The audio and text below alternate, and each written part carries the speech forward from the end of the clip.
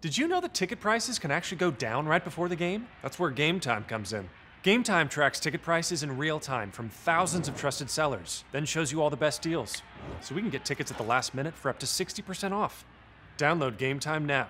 Hello and welcome into the Michigan Football Report. I'm Lena and this is the Michigan Football Insider, James Yoder. We just did a little rapid rumor roundup for you guys, some really good stuff there. We'll go more into detail here in a bit, but first we do want to take a look at the 2018 depth chart for Michigan. Now the Wolverines will be looking to start quarterback Shea Patterson. If he's eligible. If he's eligible, the big if, of course, in Ann Arbor. Now he is only to be backed up by either Dylan McCaffrey or Brandon Peters, James. Yeah, I mean, so let's jump into it. Let's take a look at the depth chart at quarterback. So Shea Patterson and Brandon Peters are in the same year. Now, if Patterson is eligible, Lena, I don't think there's anyone who has a sane mind out there that thinks that Brandon Peters is going to beat Shea Patterson. Now, Dylan McCaffrey is going to be the wild card here because he has an extreme amount of talent. He has never seen the field as a college player in an official game, redshirting in 2017. And, of course, you know, we've seen the talent. His father has an all-time NFL player. His brother has, who's kind of jumped into the NFL, a great college player in this first year. So it all relies here on if Shea Patterson is going to be eligible for Michigan. All right, so question for you here, James. If Shea Patterson isn't eligible to start, what do you think our best backup is? Well, I don't even want to think about that. So we're going to kind of pull up Shea Patterson's film here, take a look at him. Like, this is what I expect out of Michigan next year, is a quarterback who can run the ball, who can throw the ball on the run if they've got some offensive line issues, because these are the things that Brandon Peters shown he cannot do. That play right there from Patterson, that's a fumble from Peters in the game this year. I believe he was against Ohio State, maybe Wisconsin, whichever one it was. Peters can't make those kind of plays. He can't make these throws downfield. I want to see what Dylan McCaffrey will do, because he is one that's the wild card, as I said. Huge guy, 6'5" as far as tall, has some moves. You know, we know his grandfather once held the record for the mile and the all-time, the world record for the mile. His father, an NFL player, his brother. We know the pedigree. He can move a little bit. He was as highly recruited as Peters and was the scout team MVP this year as a true freshman. Not a great reward, but nevertheless shows the talent he did against Michigan's first team defense. Don Brown raves around him. So here's the question for people, Lena, right here. If Patterson isn't eligible, who will be Michigan's starting quarterback? In 2018, we've got clearly the like for Peters, the heart for McCaffrey.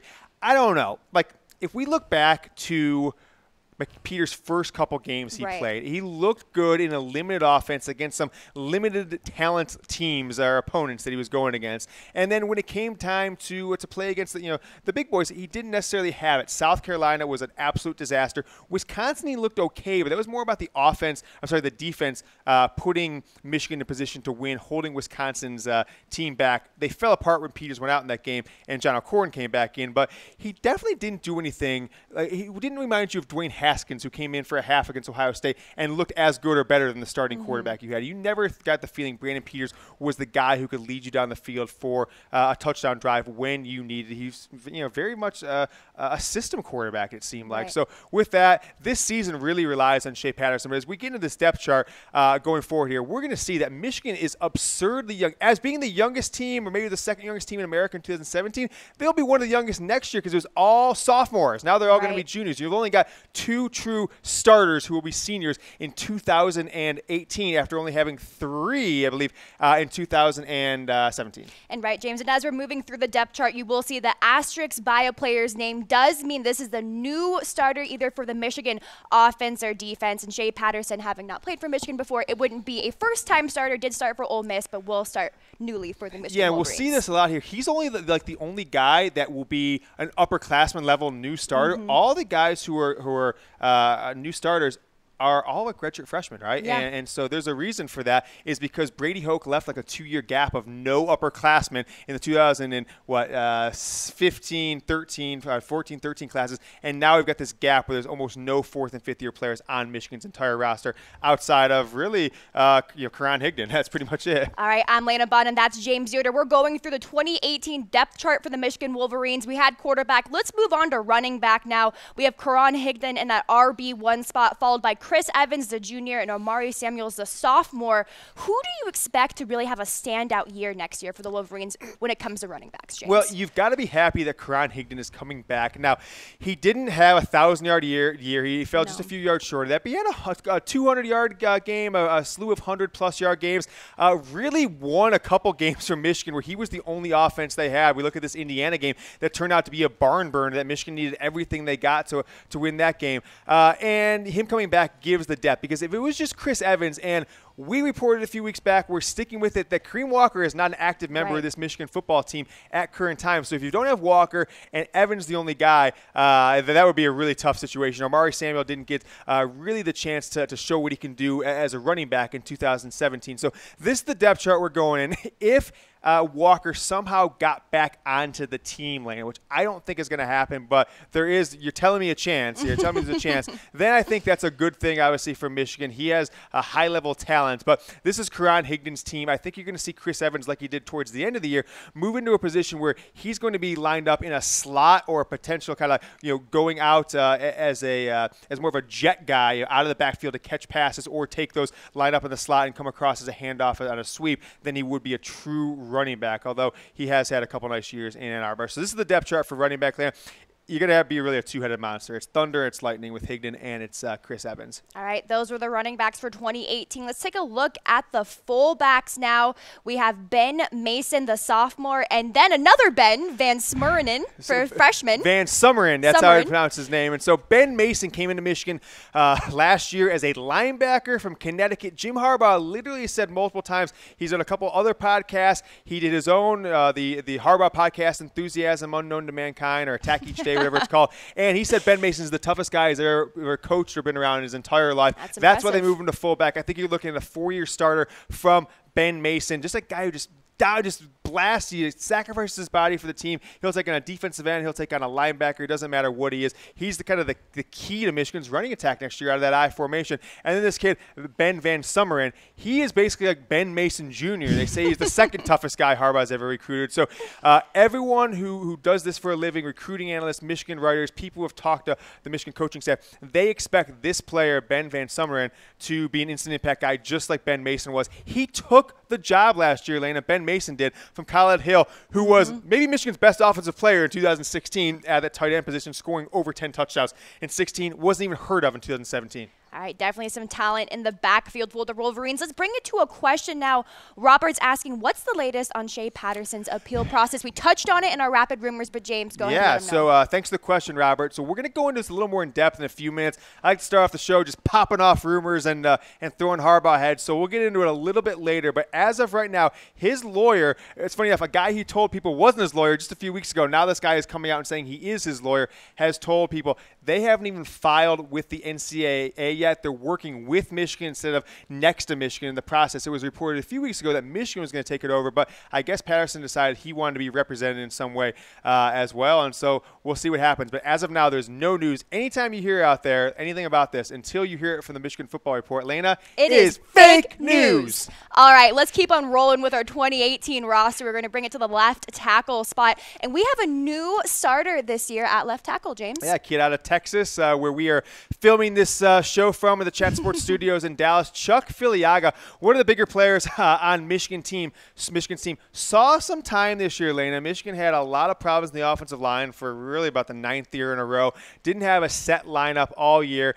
Filiaga and Cesar Ruiz were the two players. They were the star of the offensive line class from 2017. Both played as true freshmen, with Cesar Ruiz getting into the starting lineup at the end of the year. So we're considering him a returning starter with multiple starts down the stretch for Michigan, including the Ohio State, Wisconsin in the bowl game. So Filiaga is going to come in at the left tackle spot. But I do want to warn people this. He is not a true left tackle. This is left tackle by abundance of guards and underabundance of tackles. Grant Newsome there is really the wild card. He started 2 years ago as a redshirt freshman. He was your starting tackle, and he had a horrific injury. We talked about it on Tuesday. Doctor said his leg was dying at one point, but now they've said he's got a better than 50-50 chance. He tried to come back for the bowl game, decided it was a little too ambitious. He said he's coming back for spring ball. If he does, it could be anywhere 90% of what he was as a redshirt freshman in 2016, Lena. I think Newsome has an opportunity to pop hop up to that starting role, and that means Filiaga gets pushed back out to a guard, and we'll see what happens there. They could end up jumping the entire offensive line to make sure you've got the best 5 guys out there at any given time. All right, we will see what happens with that left tackle position. Let's move on to left guard now. We have a junior, Brad Bredesen, starting at the guard position, and then redshirt junior backup. Definitely some, let's say, seniority here at this guard position. Well, no, definitely some, seniority. This is, this junior class for Michigan is going to go down as one of the all-time guys. Just think about the players in this class. You've got, just on the offensive side, obviously you've got Ben Bredesen, but then Brandon Peters and now Shea Patterson is in this true junior class, the 2016 recruits. But flip it over to the defense, and you've got basically your entire starting defense in this class. So Bredesen is the guy out of all these players, even including Rashawn Gary, he's the one that came in and started from day one as a true freshman on the offensive line. Incredibly rare. So he'll be going into his 3rd year at Michigan, Lena, with already 25 starts under his belt. So ton of experience here as a junior from Ben Bredesen. Nolan Aluzio got some snaps here in the past season. I believe he did start against Ohio State when there was an injury out there, and has some depth to him. He can play if needed, but if Aluzio is your starter at any point in the next season, you're in trouble, because he is not the kind of offensive line that Michigan needs to improve on probably the worst offense they've had in a 10-year stretch. All right, that's a 2018 left guard outlook. Let's take a look at the centers now. We have Cesar Ruiz, a sophomore, starting, followed by Steven Spinellis. Now, he's a redshirt sophomore. Do you see him at all maybe giving Cesar a run for his money? Not even close. No, Spinellis is a career backup, and Cesar Ruiz is going to have this job. He captured it this year. I shouldn't say he captured the center position. He did not capture the center position because Michigan had one of their all-time greats, Mason Cole, at the center position. Right. Ruiz came in to be the center of the future, but he was too good to keep off the field. He ended up starting at guard for most of the second half of the year. Lane, he's coming in this year as a starting center as a sophomore, and he'll have that position for the next 3 years unless he does something crazy like come out after his true junior year in 2019. All right, let's take a look at the right guard position. And once again, this junior class really standing out with Michael Onwenu starting. Michael Onwenu, yeah. So one of the bigger players on Michigan's entire roster. Got into Jim Harbaugh's doghouse 2 years ago as a true freshman when he just couldn't keep the pounds off. Showed up on campus about 360, ballooned up to almost 400 pounds by the end of his freshman year. Didn't get as much playing time as a sophomore as you expected. He was like kind of lined up there. He was the starter the entire year, but they ended up moving him around. They couldn't find the right spot for him. He ended up at right guard where they wanted him at left guard to kind of protect the blind side. He got bumped from that role, but he is a returning starter. He started the majority of the games. He is a seasoned veteran guy, another member of that junior class. But if anybody in this line is a liability, it's Michael Onwenu, that's for sure. John Runyon Jr. did start a couple games this year because of injuries. Got the legacy. His father, John Runyon Sr., the great NFL player, former U.S. congressman. He's more of a depth guy, not as talented. He's kind of one of those legacy scholarship offers you get. But nevertheless, he has been a contributor. So we'll see what we get out of Runyon. He's kind of like your 7th offensive lineman at this point. All right, let's take a look at this right tackle position now, James. 2 redshirt freshmen with James Hudson, a new starter, essentially starting for his Michigan Wolverine team. What do you expect out of both of these kids? Well, Stuber is an interesting one because he's not getting any hype. He's not getting much practice hype. Didn't have the recruiting hype coming in. So Hudson is one that had a little more of the recruiting hype out of the state of Michigan, long-time commit, and just a big-bodied human being. He's a very lean offensive lineman, and him, along with Dylan McCaffrey, he was the one player on the offensive side of the guys who redshirted, not counting the guys like Tariq Black and Donovan Peoples-Jones that ended up getting playing time this year on the offensive side, that people are just like, okay, this kid is a freak and he's going to be there. So from everything, I put him in my initial starting lineup, Lena, and I kind of questioned myself because I'm like, that's a redshirt freshman, didn't get any playing time. Why wouldn't he have gotten anything as good? But I've seen a couple other people. I've talked to a few folks, and they're like, Hudson's the guy. He is the guy in the future at right tackle. He'll shift over to left tackle potentially later in his career, kind of see what happens with Chuck Filiaga if he stays there, if he's good enough, and also, what happens to some other players who are injured, trying to return from leg injuries. All right, James Hudson, new starter for the Michigan Wolverines in 2018. Let's take a look at the tight end position now. Names are all very familiar with Sean McCune, Zach Gentry, and Ty Wheatley Jr. Is Sean McCune still going to be the #1, you think, next season? Or you think we're going to see more out of Zach Gentry? Well, Zach Gentry really came on towards the end of the year. McCune was the one who stepped up when Jake Butt, as a true freshman, stepped up when Jake Butt was out in that game versus Florida State when he got injured in the bowl game 2 years ago. Really captured the job, but, had bouts of injury. We saw a lot of Gentry down the stretch. Ty Wheatley Jr. fell off. He's one mistake maybe on my end, by the way. Wheatley will only be a redshirt junior, so he's got 2 years of eligibility, a 4th-year player, but he's got a redshirt, so people don't need to freak out about about that. But nevertheless, Tyree Wheeler Jr. has kind of been one of the more disappointing players I've seen because he got so much hype as a true freshman. He got snaps as a true as a true sophomore or redshirt freshman a couple of years ago, and really has not developed. Zach Gentry, I think, is the wild card. He's the one who could take McCune out of that starting role, but nevertheless, I think it's McCune's job to lose, and Gentry just gives a lot of depth is what he really does, and he had a lot of great plays, and Brandon Peters relied on him over the middle when it counted.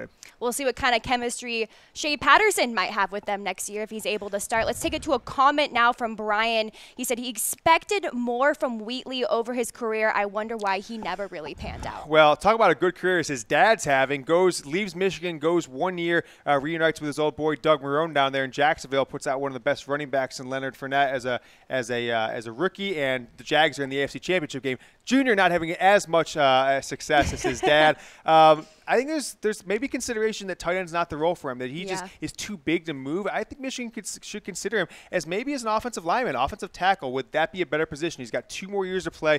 Could he make the position potentially? I don't think it's going to happen, but I'm not the first one to put that thought out there, that's for sure. All right, if you're just joining us, we are going over the Michigan's 2018 depth chart on offense. Let's take it to wide receiver now, James. And on this wide receiver block, we have Tariq Black, the redshirt freshman, and Nico Collins, the sophomore. And Tariq Black had a pretty solid season at wide receiver for Wolverines. Well, I mean, so he had an abbreviated season, right? So came out, got the starting role. Over Donovan Peoples-Jones, by the way. The starters were at the beginning of the season. It was Tariq Black and Kokoa Crawford at the Michigan wide receiver spot and the wideouts. Black came out against that Florida game looking awesome, caught a touchdown pass, had another great catch in the second game. Then he gets injured out there in the third game, doesn't play beyond there. But Harbaugh did say he could have came back for the Ohio State game and the bowl game. But when we talked about in College Football Daily yesterday, he didn't want to waste his red shirt. So he got a red shirt because he didn't play past that fourth game, which is a good thing. And Michigan already applied for it. It's been approved. There's no questioning whether or not he will or he won't. There's no appealing for it. It's already set in stone. Harbaugh's already said he'll be a redshirt freshman next year. Nico Collins is the interesting one. He got the start in the bowl game, right? And that was a surprising one because it was over Kokoa Crawford. And we'll see what happens. He didn't do a ton, and he dropped a couple balls he shouldn't have. One catch he did make, he was 2 feet out of bounds, and he should have caught the ball. So Nico Collins, huge kid, top 100 player, 6'5", out of the state of Alabama, one of Harbaugh's bigger coups from SEC country, but not slotted to be a starting player next year. But Michigan has an abundance of underclassmen wide receiver that should make an impact in the next few years. All right, Tariq Black showing a lot of potential at the beginning of the 2017 season. Hopefully he will be able to move that on to 2018. Let's take a look at the next wide receiver group now. We have DPJ and Kokoa Crawford. James, what do you expect out of Donovan Peoples-Jones So these were season? your 2 starting wide receivers at the end of the year. But Crawford kind of, Peoples-Jones kind of shifted to the starting position to replace Tariq Black. But when everyone is healthy, Black and DPJ are going to be your starters. Those are the guys who are on the field, right? And so with that being said, Kokoa is going to move back over to that role opposite Tariq Black. And when that happens, he will get a lot of playing time. Michigan will run plenty of 3 and 4 wide receiver sets, especially if Shea Patterson gets the nod, gets the start and the eligibility. So I think you got to expect a lot of Donovan Peoples-Jones next year. You got to expect a lot of improvement because other than a few catches, we're showing some out of this Wisconsin game where he kind of came alive after being so hit and miss on the passing game. He didn't necessarily have by any means a great season as a true freshman. We've seen plenty of Michigan freshman wide receiver that have had better seasons, better freshman seasons than him. But go ahead and take a look here at Kokoa Crawford. Jr., kind of an enigma himself because he got some starts as a true freshman a couple years ago when Michigan went to a 3 wide receiver set later in the year when Wilton Spate started to get hot a little bit and the passing game was working for him along with 2 fifth-year wide receivers that were in there. Comes back, he's supposed to be the man, gets the #1 jersey as a sophomore, but if it wasn't for Tariq Black's injury, he might not have got much playing time this past year, Lena. So came on a little bit here in the middle of the year, got a few touchdown passes, but overall has been a little bit of a disappointment in the receiving game. As a bigger guy, they gave him some snaps in the end around, the reverse in the latter half of the season, and with that, he's got some abilities, but he is not going to be a starter by any means in 2017 unless there's an injury that we don't expect. All right, let's take a 2018, look I'm at the slot position now. Grant Perry is your starter, and he's a senior. What do you expect out of him in his last year? I hope he doesn't get any more felonies because he's been in a lot of hot water with Michigan's coaching staff for some off-the-field activities that happened in fall of 2016. But, got back in the good graces of Michigan, became an impact guy down the stretch in 2017, and really maybe Michigan's best wide receiver. Now, he doesn't have the skills that complement a competent offense, right?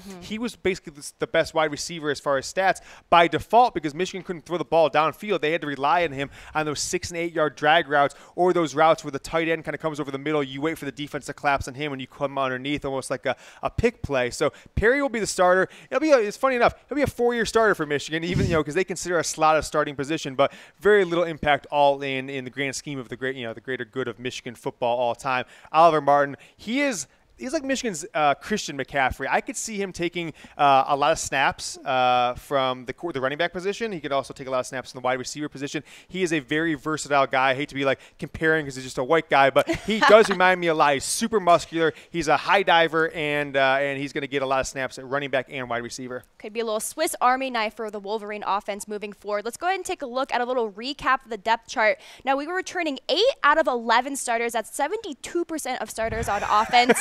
And bringing on quarterback, left tackle, right tackle. You're laughing, James. I'm not sure if you think that's a good thing. I think you're the first person ever to do percentages for how many starters because it's not like there's a variable on the 11. It's always 11. So I think the first number is all that matters. The percentage, I guess, is funny to say. But, this is and you're going to see that in 2019 as well, Lena. If you get like a Shea Patterson plays 2 years, you'll come back in 2019 and have even more starters returning because it's all juniors, a couple sophomores, and you've got those redshirt freshmen we've got in there. So left tackle, right tackle, you're going to have to develop Filiaga and Hudson, those two 2017 recruits. One played in 17, one didn't. So redshirt sophomore, redshirt freshman, and true sophomore, and the quarterback position. But I don't know if I would consider Shea Patterson a starter. He's a new starter to Michigan, so that's what like the media guide will say. But everybody's coming back on what I think is, it's like one of these things. Hey, everybody's coming back, but oh gosh, everybody's coming back. We're really bad on offense, right? So you're really relying on Shea Patterson to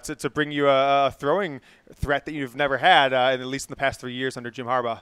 All right, so it's on Jim Harbaugh, but is it also on Shea Patterson? Like you said, do you trust Jim Harbaugh to turn this offense into a strength? Like I said, we're returning 8 out of our 11 starters on an offense that really wasn't that great last year. 72%. It's a big number. 72%. Got a C on that. I guess I'm the only journalism major who actually enjoys numbers. Let's go ahead and take it to a comment, though, from Brandon. And he's wondering, do you think Harbaugh is willing to change the offense if Shea Patterson is eligible? And is the offense going to change to a pistol spread when they benefit the skill players? Well, we've talked about this in the previous Michigan rumor roundup, Lena, is that we have given it 3 Harbaugh heads. We'll talk about the Harbaugh heads in a second. Yes, we will. People love the Harbaugh heads on YouTube especially. Big fans of it. And I appreciate all the new audience we've got who comment on all of our YouTube videos. But we give it 3 Harbaugh heads because I've got it from a really good source that they talked to Greg Roman about coming in and kind of being that like second offensive coordinator if Pep Hamilton moved on, which it sounds like he could potentially do, and instituting that pistol offense that they ran in San Francisco. People forget there's been one coach in NFL history that has won multiple playoff games running a true spread option pistol style system, and that is Jim Harbaugh in the NFL. So can he do it? He did it mid-season in 2012, ran off like 9 of 10 games, went to the Super Bowl, Lena. They literally changed the offense from a West Coast style, a little bit of West Coast smash mouth to a true pistol offense in a matter of days. All right, another question coming in from William. He said, I think we want to know if Michigan will switch to pistol, and is he going to bring in a new offensive coordinator to make it happen, James? I don't think so at this point. I really don't. I believe that when all is said and done, Pep Hamilton will move on. I don't know if it'll be soon, if it'll be in February, if it'll be much later in the year as schools, this coaching, period, this bonanza, this blitz, whatever you're going to call this period that we're in right now, of adding a coach and then all the people moving around. It's such a different environment because of the early recruiting classes that guys are waiting to make. Maybe they made moves earlier. Now they're not making them.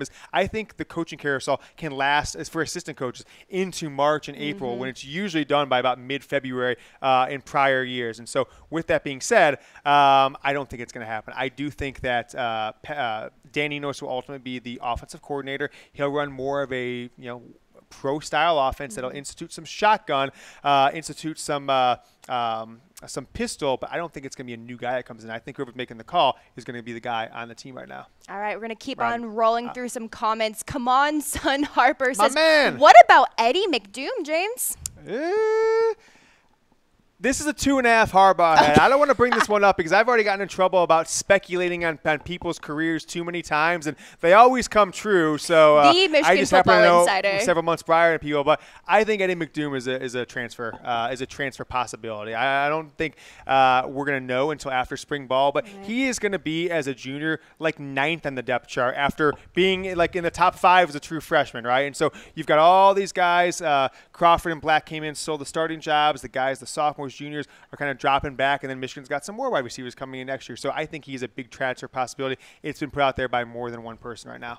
All right, before we move on and take a look at the defense, I'm Lena Bond, and this is your Michigan football insider, James Yoder. The Michigan Football Report is presented by Game Time, the #1 app on the App Store for last-minute concert tickets, sporting tickets, you name it, they have it for up to 60% off, if not higher, James. Yeah, I'll tell you what, people in Ann Arbor need to just start using this app to go to Pistons games because, whether the Pistons are winning or losing, it doesn't seem to matter because tickets are just really cheap in the Game Time app to go to Pistons games, unless it's like the Warriors or the Cavs. Any other game, you can get tickets for super cheap prices. Lena, I've seen them as cheap as $5, lower bowl like $25. $2. I've seen them as cheap as $2, James. It's ridiculous. And where Game Time really comes in, by the way, got about 3 months out right now, is baseball season. They crush it in baseball season. Tigers. You always get last minute, so you walk up to the stadium 5 minutes before, get super cheap tickets. You walk in. What'd you pay for your tickets? $40. So I pay like $12 on Game Time. You give them a little smug, ha. That's what it is. If anyone is watching, it's going to the NFC Championship game, AFC Championship game this week, Foxborough, Philadelphia. Give Game Time an app. You can get the best ticket prices through them on the App Store for iOS or Android. 5-star reviews all across the board. Download the app at chatsports.com/tickets.